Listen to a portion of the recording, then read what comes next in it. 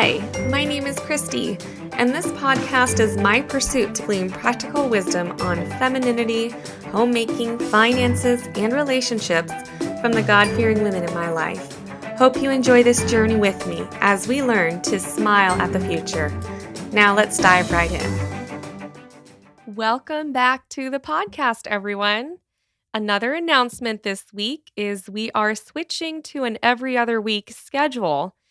Because this podcast is an interview style, I'm more dependent on other people's schedules and availability, and I'm realizing that to be consistent and sustainable, I'm going to need to adopt this new format. But that being said, I will not be splitting the longer conversations into two parts anymore. I'll release the full conversation every other week. Don't forget that we have an Instagram page that we are very active on, and you can find it by searching Smiling at the Future podcast. We post future topics, the questions I'll be asking, and quotes from upcoming episodes. It's also a way for you to connect with other like-minded single sisters. And you can also email your suggestions for topics or your comments to smilingatthefuturepodcast@gmail.com. I want to quickly read you a review that I received on Apple Podcasts that really touched my heart. And when I read it to my mom, she actually did tear up as well. So I thought I would share it with all of you. It's from C. Pai Wong. She says, "This podcast has been an absolute gem of a find thanks to the Just Thinking podcast. I'm single, 30, and had been thinking through the same questions raised in this podcast and wanting to find some resources and like-minded people going through this same life stage. In a bittersweet way, they dwindle in number as life goes on. Christy, I really thank you for putting together this podcast. I'm halfway through the currently available episodes, and each one has provided such insight, comfort, and inspiration. Truly, I love this podcast that encourages me to smile at the future and live my life to the glory of God who has blessed me beyond measure." So thank you so much, Ms. Wong, for sharing your thoughts there. It encouraged me so much. I've loved these interviews. I've loved this whole process. And I really enjoy hearing how it's striking a common chord with y'all as well. Today's conversation is with Qwynne Winslow and covers the topic of femininity expressed in how we dress and act. Qwynne is a professional image consultant and also a strong Christian, and she happens to be my third cousin as well. So without further delay, here is our conversation. Okay, so today we are going to talk about how to tastefully showcase our femininity in our beauty, fashion, and mannerisms. And on the show today, I have my lovely third cousin, Qwynne Winslow. And Qwynne, I would love for you to share about how you first became passionate about this topic and maybe some of your background. Oh yeah. I think it's innate in a lot of us, and it comes out even when we're little girls. It sure did for me. I loved dresses, I loved dolls, I loved anything beautiful, really. Would pore over coloring books, and of course as you get older, that morphs into, well, how do I look? And what do I do to be beautiful? And I think, honestly, I just missed a lot of it. I was so clueless coming up. My mom, God bless her, she's a lovely lady, but she's not a detail person. And so she taught me a few things. And she has her own very whimsical, free-spirited style, and that's great. But I needed more. And so I've kind of made it an unofficial hobby of mine, studying how to be beautiful and wanting to learn and wanting to grow in that area, I think because I needed it.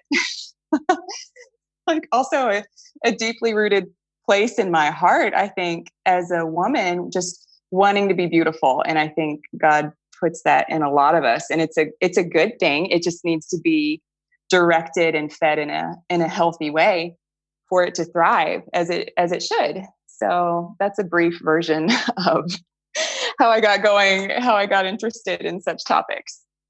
And can you share a little bit about how you have you're an image consultant, so how you got into that and what that is?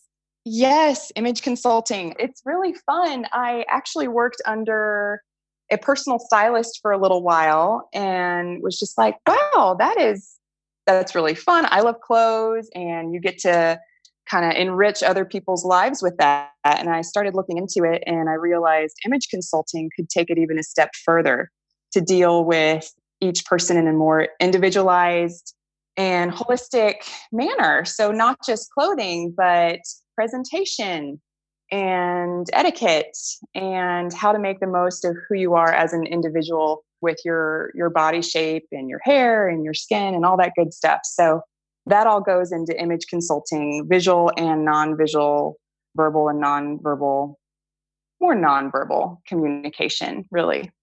That's really neat. I had no idea etiquette was under that as well.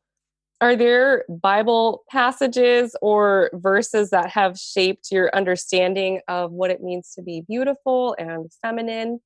There sure are. A classic one is 1 Peter 3:3, which says, your beauty should not come from outward adornments such as jewelry, how you do your hair, fine clothes, that sort of thing, but it should be that of your inner self, the unfading beauty of a gentle and quiet spirit. And part of me really likes that verse and part of me really doesn't, because I like the jewelry, I like the hairdos, I like the nice clothes. I'm like, oh, that stinks. But I think it's honestly coming from where your confidence lies, what you look to be secure and to be content, that beauty that really doesn't fade. Gentleness is a fruit of the spirit too. And so I think walking with Jesus and having the fruit of the spirit and knowing God, knowing your place in God, it just feeds that beauty in you. And God is beautiful. And when we're close to him, we radiate his beauty even more. And if you've ever been around, I know you are, your mom is an angel herself, but people that walk with Jesus in such a deep way, there is just a radiant beauty and a peace there, a quiet spirit. Quiet is in at rest, not quiet as in be quiet, but that rested spirit is so attractive and that lasts forever. It shows up under wrinkles, under weight gain, whatever it is, nice clothes or not nice clothes. That is a great thing to have. Also, Proverbs 31 talks about kind of some values as well. And, charm is deceptive and beauty is fleeting, but a woman who fears the Lord is to be praised. And that was a man writing to his son about that too. Solomon giving his son advice. Heard it from the top. Wisest man on earth. Fear the Lord. That's what lasts. You mentioned my mom, and I just have to share about her. And also, for any of the ladies that are listening that are married and are mothers, because I know we do have some ladies that are in that category. My mom has a YouTube channel where she shares her wisdom on those topics, and such a wise woman. And so I direct you there. It's called Moments with Mom. It's on YouTube. I can put the link in the description of this podcast episode. But she has people regularly that'll come up to her and they'll ask her about the light they see in her eyes. And it's a regular occurrence. It's amazing how people can see that peace and joy. And like you said, someone who's at rest. So it's beautiful. The world notices it. And that's really, what radiates through all the external. Can you share the definition of femininity and why you think it's important for Christian single women to promote this quality in the way that they act and dress? Yes. So it was kind of fun. I looked up the definition of femininity and it said femininity is the set of attributes, behaviors, roles generally associated with women and girls. And some of these are biological and some are cultural aspects that go into femininity. And femininity is special. God made us women. We're not that by accident. He chose us and he formed us in this way to carry that with us. And we carry an aspect of God that is precious and very needed in the world. And people are drawn to that. I just really think of it as a celebration and enjoyment of who we are and who we get to be.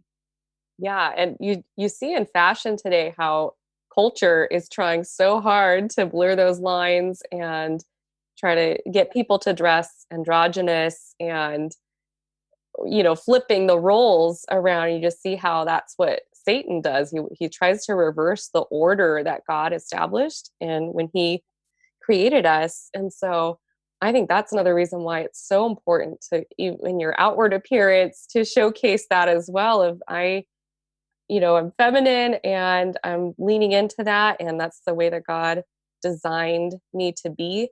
And we're going to talk more about how to celebrate that in ways that are modest and right and good.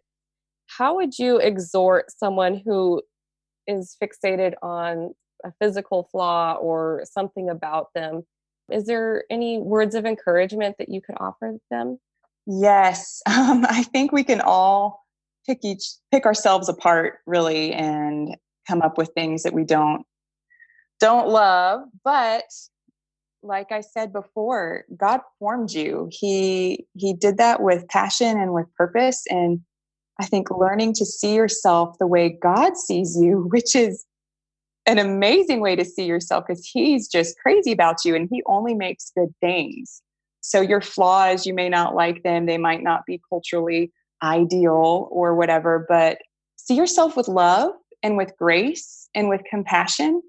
Know that your heavenly Father is loving you. And that's where we draw our confidence from, not in our own perfection, but in who we are in Christ as children of God, and our true identity with the Father is really foundational and really healing. I know that's been really healing for me too. I'm no supermodel, and of course, I think we might all wish we were, but at the same time, I'm like, no, I love myself. This is who God made me to be. And I look this way for his purposes, not mine. So I remember that. I need to remember that on my good days, as well as my bad days when I'm good and bad as in how I feel about myself. Be anchored in that to avoid pride on one hand and also insecurity on the other. When our vision is bigger than just how we look, but it is of God's purposes for us with every interaction, every situation that we walk into, and we want to carry the light of Christ, it overshadows how we feel about how we look. And when we can learn to live in that place with our eyes on our God and not on ourselves, there's such a freedom in that. And that's something I have to practice. I haven't fully arrived there yet, but when I am there, it's amazing, and it's a weight relieved, and you just want to love and honor and see other people, and it's less about ourselves, and that's a really free place to be, and a beautiful place to be too, because that it's a place of peace as well. I love how you said that, Qwynne. That was so well spoken. Yeah, I know I harp a lot on this podcast against social media and Netflix and entertainment, but if you do have a problem with a self-image or fixating on your physical appearance, it could be that you're filling your mind only with worldly standards of beauty and, airbrushed perfection. So I would say give yourself digital detox, take off a month and soak your soul in God's word. Like Qwynne said, what does God think of you? He made you. Think on those things. Thank him for that. He made us so perfect in his purposes for us. Like Dolores Michelson said in our previous interview, God knows what's best for you. And sometimes what you want is not what's best for you. So it's good to trust him with those things. Okay, well, I would love to transition into the practical how-to tips here. I know a lot of our listeners are looking forward to that. So we're going to go through different categories. We're going to start off with beauty. So my first question under this category is, how do you adjust your makeup with the season you're in? Yes. Well, my biggest foundational beauty tip for makeup is to wear makeup that flatters your skin tone and your hair and your eyes. Get that spot on. Then you buy colors of clothing that look optimal on you. And then within that color category, usually referred to as warm hues, which are yellow based and kind of more earth tones generally, or cool hues, which are blue based tones and generally a little cooler. Within that frame, you pick out your seasonal clothes, match your makeup and your lip shades to those in complementary fashion. I think nail polish is a really fun one and easy one. Of course, eyeshadow. I think a lot of people just prefer to go with neutrals, which is great, but you can easily change a lip shade or a blush, darker or lighter, to complement the season. And some people get tanner in the summer and lighter in the winter, and adjust their foundations for that as well. So keep that in mind. I know I have to do that, different foundation shades for different times of the year. Yeah, I definitely do the lip gloss thing, changing that up, and eyeshadow as well. And I do that even just depending on the color that I'm wearing for that day.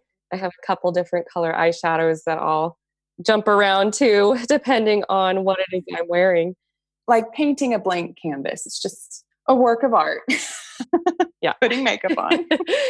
Not everybody wears makeup, and that's fine, but it is a lot of fun. And I think for those of us, like for instance, my sister and I were very different in that regard. She was tended to be just more natural in her fashion and makeup. And I can remember ever since I was little, I wanted to wear makeup, just gravitated toward that and had so much fun as a way to express, my artistry. It was more of an art for me. So a lot of fun to express yourself there. Do you want to share if somebody's not sure if they are doing their makeup right, how would you direct them if they need a little extra guidance there? Yes. Well, something that modern day girls have that I did not have coming up was YouTube, which has a wealth of makeup consulting. But some practical tips for picking out makeup basics is foundations. I really recommend going to a makeup counter where you can get samples and sampling it first before you buy a whole bottle of whatever it is. Usually that kind of makeup is a little bit more expensive, the kind that you can sample, but it is a good investment, I think. And take it outside, put it on, take it outside, see it in the natural light, blend it in on your neck, the lightest part of your neck, and be sure it works in there. There's so many makeup lines I see, and I just wish wish I could go help them find a different makeup shade. Oh, and I'm sure most women would appreciate help. They're doing the best they can, and they just need a helping hand. That's right. But I find that makeup counter artist gals generally tend to go too dark. Maybe it's the artificial lighting inside where they are. So definitely get a sample, take it outside. And I often myself need to shade lighter. So keep that in mind too. And also now makeups are so so far advanced that you can pick up cool toned makeup foundations or warm toned foundations. So I always ask for cool tone, and you can discover if you are warm or cool toned by just looking at your wrists. If your veins show on your wrist or your arm, see if they're more of a greenish hue or a bluish hue. And also if your skin is more pink or more yellow, and your veins will be greenish if your skin is more yellow, and bluish if your skin is more pink and therefore more cool. Yeah, figure out what your base tone is. And you might be neutral. Some people are neutral and they can kind of veer into warms or cools as they so please. But definitely nail that down first. Warm or cool, and build around that. I second the fact of getting professional help on this, because it'll affect everything from what colors you dress in, maybe what you can dye your hair, what color you can dye your hair. My mom took me to a color consultant when I turned 16. They would sit you in a natural light. They would hold up different colors to your face, and they put together a whole palette of what your colors were. They helped you pick out lipstick and foundation, told you what colors to stay away from. But at 16, having that under my belt was really helpful. And I would take my little palette to Target or wherever I was clothes shopping, and I would walk around the store and I was amazed at how many colors I could actually wear that I had thought that I couldn't wear. They weren't good on me, but apparently I could. And sometimes the right makeup is helpful in the color that you wear. I know, at least for my skin tone, I tend to have a little more red in my skin, and so if I'm going to wear black or something that's not normally a good color, but the right makeup will help me pull it off. So there's ways around it. That's a great foundation for clothing, for makeup, just your look in general, knowing if you're warm or cool and building in those directions. Practical example, shades of red on what's called a color wheel. You know, they have all the colors of the rainbow, the full spectrum there. They add in either yellow or blue into the different shades of colors. And so, again, red, you can have either orange reds, which are considered warm because yellow is added to the red, or you can have bluish reds or violets, berry tones, where blue is added to the primary red color. And so that's, for practical example, that's what we're referring to with warm and cool hues. It can be a lot of fun to dive into the world of makeup and color, but how do you balance wanting to look polished and put together and feminine without making this an obsession? Is there a line that you could say that you should keep away from, or how do you know if it's becoming an obsession in your heart? That's a bit of a sticky question. I think it's a little bit relative to people, and I think you should pray about it. You know, see if the Holy Spirit is convicting you of anything, or if you're really burdened about it. I think that's not a good sign. If you spend exorbitant amounts of money on it, that might not be great either. If you're kind of always preoccupied with how you look, also probably not a good thing. And again, like, some of those obsessions, I think, can be rooted in fear of I'm not pretty enough, I'm not put together enough, this and that. How will people see me? And I would just encourage you again to get before the Lord and grow in your confidence from Him. Find out what He thinks is beautiful and what other people, you know, really value, which is less about how you look and more about how you treat people. When your desire is to present Christ to the world the best way you can, the other things kind of fade a little bit more. And it's fine to want to look nice. We all do, and that's great. But when you're going to a party or going out, I would just challenge you to make it a habit of, while you're getting ready, Lord, check my heart. Am I fearful? Am I prideful? Lord, what do you want to do with this outing, with this interaction, with this party? Father, can I just present you well in your love? God, what are you thinking about these people? What are you saying? What are you thinking about me, God? And let Him comfort your heart, because His thoughts towards you are good, and you're not going to miss out on any good thing He has for you if your hair and your makeup and your clothes aren't perfect. So settle that sweet heart of yours into the Lord and don't let it get out of control. Enjoy it. There's no need to obsess, really. Beautify yourself with freedom, but without fear, and with wisdom, you know, in all things, wisdom and moderation. Moderation is so key, and knowing your resources, how you're stewarding them. Just another, if you need another visual or another tip of how to gauge where your finances are going, maybe tracking your expenditures will help you see that. There's no hard and fast rule, but looking at your own budget, at your own values and the focus of your heart. And if it's preoccupied and if you're getting yourself into financial trouble, chasing this one dream or another, maybe it's not makeup and clothes, maybe it's something else. Okay, well, I don't know if you have an answer to the next question under beauty, but do you have any tips for someone who is trying to pick a hairstyle? First of all, what is your goal? How do you want to be? And this gets into image consulting a little bit. Is there a way you need or desire to be perceived?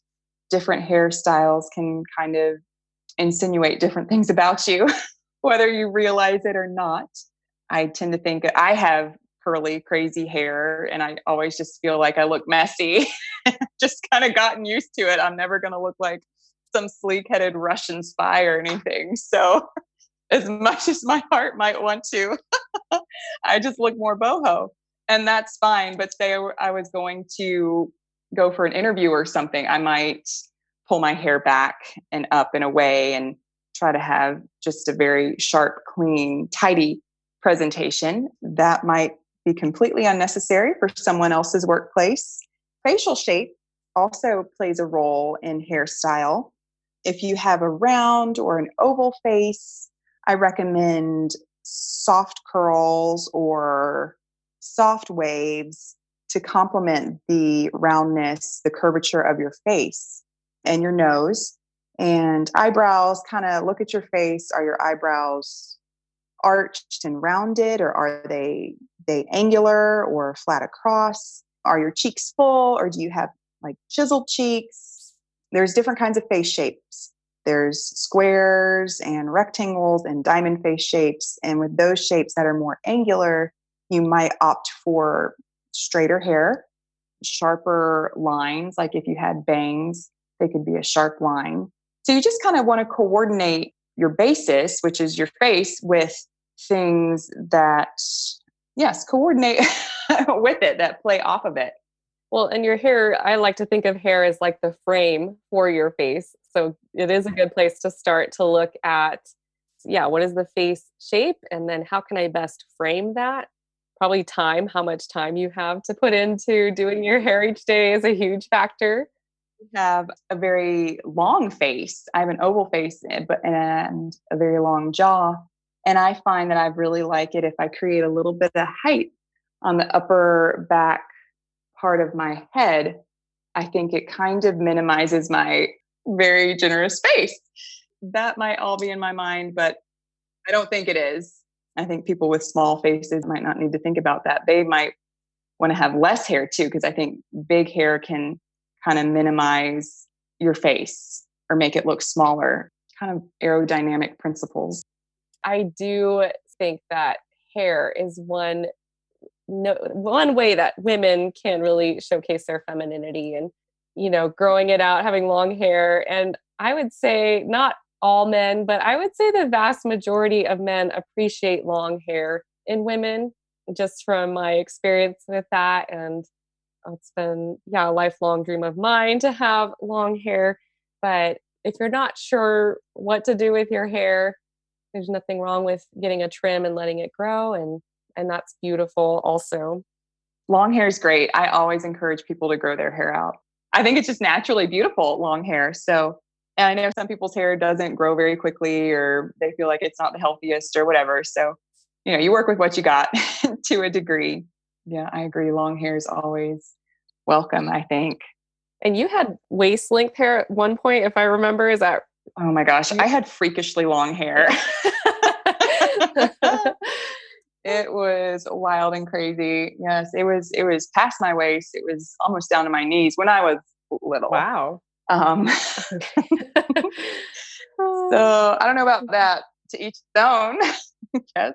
But yeah, what's that Bible verse about hair being, I think, a glory? A woman's glory. Yeah. Love that. I'd like to do a word study and kind of dive into that. And what does that actually mean to call hair a woman's glory?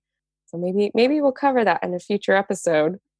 All right. Well, segueing here into fashion, what items of fashion do you think are worth investing more in, and what should you not spend a lot of money on? Do you have any tips there? Yes. There are some key investment pieces that I would encourage people to invest in when they can, when appropriate. Some of the first things, and this is the image consultant speaking, some first things that are noticed about your appearance are your shoes and your handbags in a lady. And so to have those tastefully done, good products is helpful. And those can last if you get a non-trendy, just a classic bag, classic shoes. They'll last you a long time. I have shoes that I invested in and I just get them reheeled, resoled. They're just good basic shoes. And so I recommend those things. And also people are, we're naturally judgmental creatures. So people are going to be, going to be sizing you up. I'm not saying it's right. I'm just saying that it happens. I would also discourage showing branded items.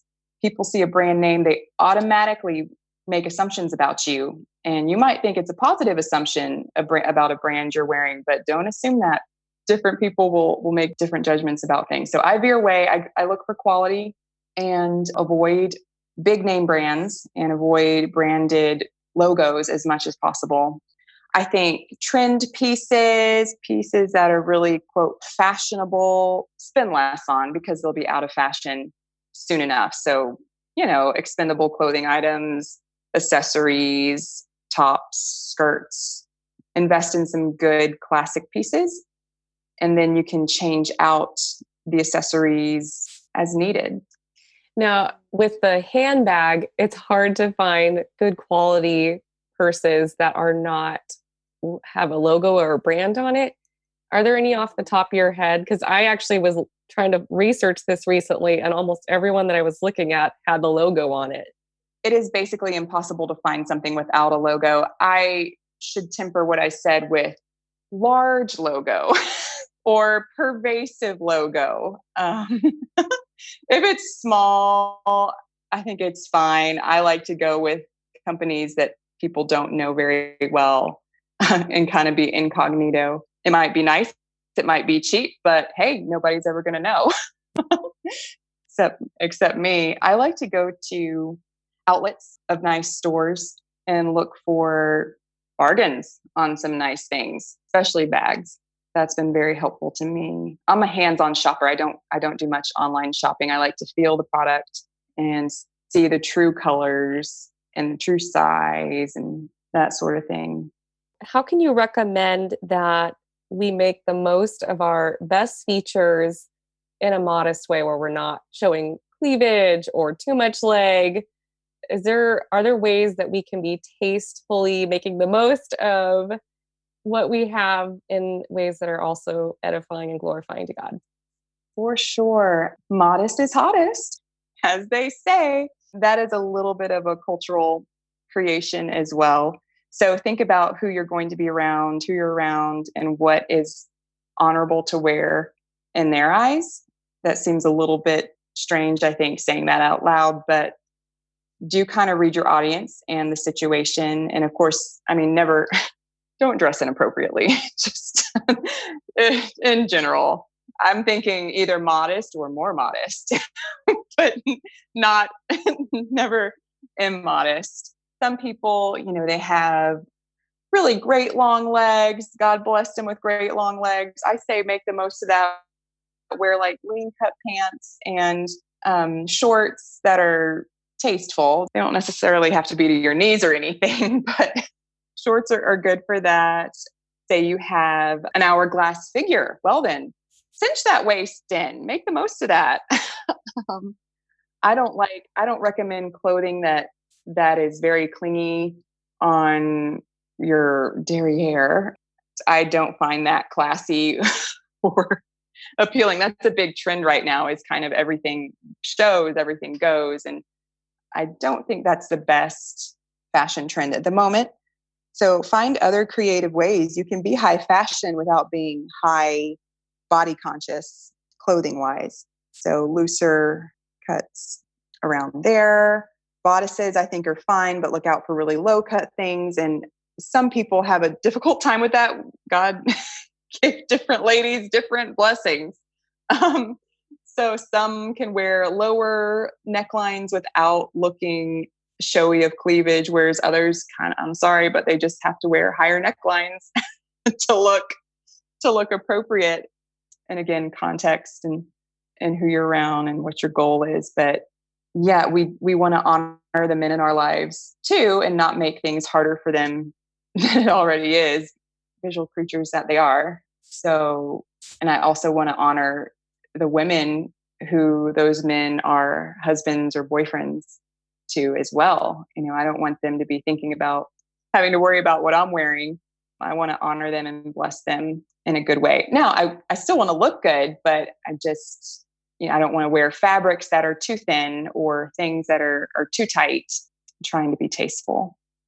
For those who have brothers and fathers who are willing to give an input on this, I did that all growing up. I would ask my brothers what they thought of an outfit, and sometimes they would tell me to change. And in my eyes, I'm like, oh, this is perfectly fine. But I valued their opinion in that regard.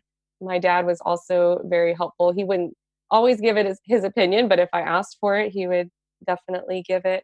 Yeah, my inspirations, I love, looking at the royal family and like Ivanka Trump and these ladies that are so classy and modest. If you look at their outfits, their skirts are almost always past their knees. They're always, in loose outfits, but not too loose. They have the belt in at the waist. Yes, tailored, but not tight. Shaped, but not showy. Yeah, and it's amazing how even the world looks at that as classy and tasteful and something to emulate. And there's something to be said about that mystery it creates when you're covering up. That creates this element of mystery that's really beautiful and intriguing. And I think healthy for women to be dressing that way and not showing everything. I mean, within Christian circles, if you're revealing a lot of skin, that's going to have the opposite effect. It's going to make your fellow brothers in Christ very uncomfortable, and you're not going to have the right guys pursuing you if you are dressed inappropriately. Yeah, they're going to be like, oh, what is she advertising? I don't know. Careful. Think about the image you're showing and how people are going to read and respond to that. Decide how you want to be seen and how you want to be treated too, because that all plays a part. So that keep the end goal, the end game. You're representing Christ. You want the best things for yourself and you want the best things for others. I think it's always nice to want to be classy. That doesn't mean you have to wear the same clothes as everybody else or anything, but to be tasteful and modest is always welcome. And I admire ladies that can look so fabulous, and it's not a cheap beauty. It's a tasteful beauty, and using fabric is artistry and draping and creativity within that framework it's a skill. Easy to do. I mean, just look Instagram and Pinterest. Easy to find inspiration these days. Yeah. And sometimes it comes down to just pairing something different in your closet. Maybe you've never thought of putting that sweater with that skirt, or, you might have a lot of the elements already. You don't have to go out and spend money, but just knowing how to pair things differently. Okay. So moving on to the last category today on feminine mannerisms.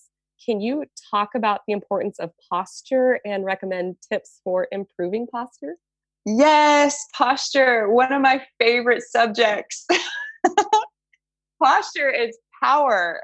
Let me tell you, it's healthy to stand up straight. It's much better for your spine, for your internal organs, for your long-term health and well-being. Plus, I think you exude self-respect when you have good posture, and also people will in turn give you more respect because they see that and they respond to that. And people, they make assumptions, they judge. So you're walking around with your shoulders back and your chin up in a pleasant demeanor. People are going to notice that, and they respond well to that. You can do the thing where you line up against a wall and put your shoulders flat against it. That seems a little extreme. I think that might be too much posture, but just thinking about straight back, kind of like a line pulled from your spine through the top of your head. Keep that direct. It also impacts how you feel. It impacts your mood, even how you feel about yourself at the time. And you can kind of fake it till you make it too. Say you're not having the greatest day, but if you stand up straight and move your facial muscles in a positive expression, it actually lifts your mood. Isn't that amazing? It blesses people. People are drawn to that, especially the facial expression. I think of a good facial expression almost as a ministry, and it makes me set the tone as well for how I'm going to interact with people. If I walk into a store with a pleasant expression and open eye contact, as, okay, I'm going to make the most of these opportunities with my interactions with people to show them Christ. And maybe God will open up a way for me to bless them. It's easier to start and be believable if you come in looking happy than if you come in looking angry or stressed or mad, which I look naturally. No. I do. I have a resting little mean mug that I have to keep an eye on. That's so funny. Never would have thought that.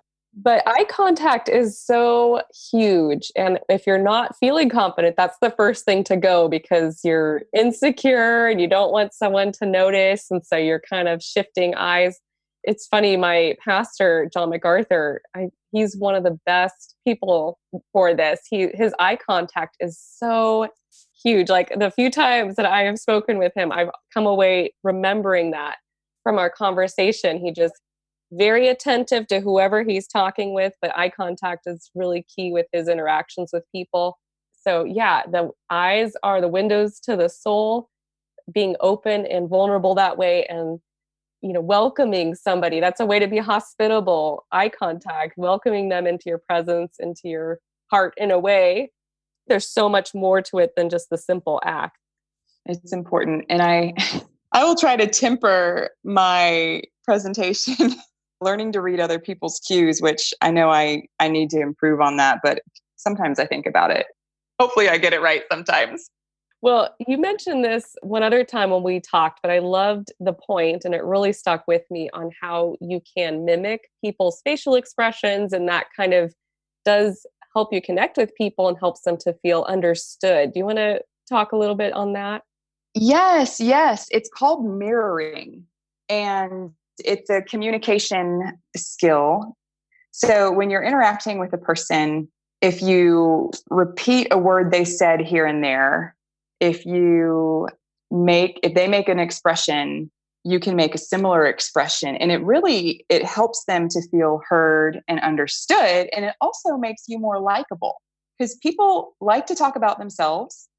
Usually they like to talk. So find what they enjoy talking about, find some positive qualities that they have and maximize on those to bless them and to make them feel comfortable and have a conversation with them. Yeah, it's not to manipulate anybody or, No, it's not a strategy like to be used that way. It is to be an encouragement to somebody else. Yes, it's to be a blessing. It's to make them at ease and feel loved. It's a way of caring for people and helping them feel heard. And so interacting with little cues really assists in that way. Okay, so the last element here on mannerisms have to do with the hands. And I know a lot of us, self included, always feel like hands become the most awkward body part whenever I'm feeling self-conscious or in a group or whatever the case is. Are there tips you can share about hand placement and how to be more at ease with your hands? That's something I struggle with too.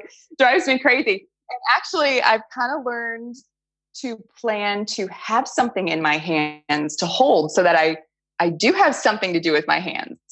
So I'll get a glass, I'll get my purse, whatever it is. And that way I have a natural placement.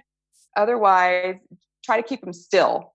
If you're kind of moving them around, you'll look fidgety and nervous. And I'm a horrible fidgeter and I need to catch myself at this more.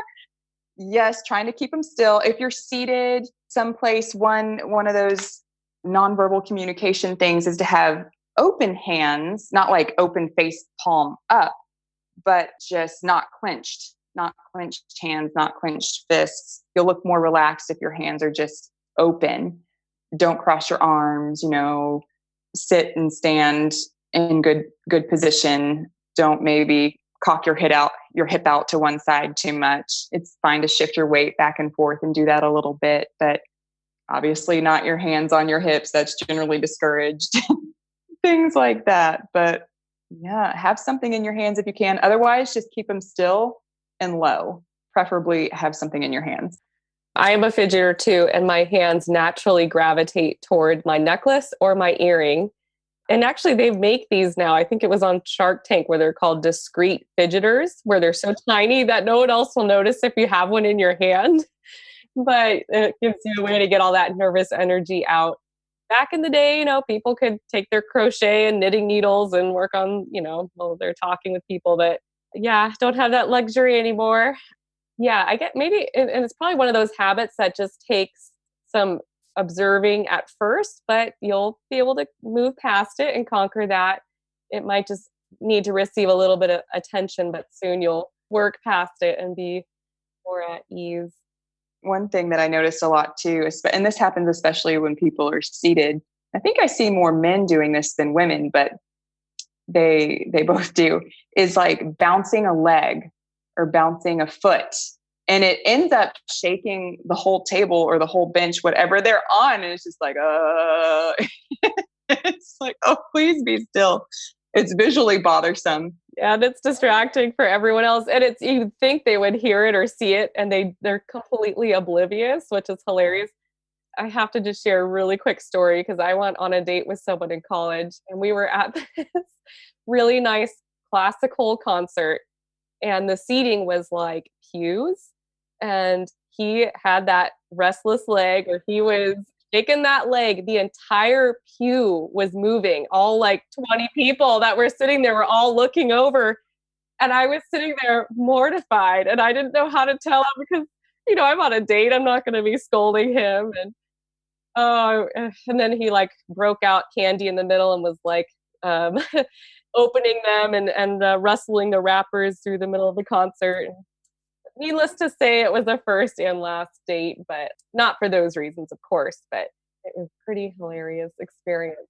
It's fun information. It's helpful to know these things and to work on these things in our lives. And it's not wrong to put a little bit of effort goes a long way. And you'll be thankful you invested in some of these areas of femininity for the rest of your life. So thank you so much, Qwynne. And I'll look forward to having you back at some point in the future.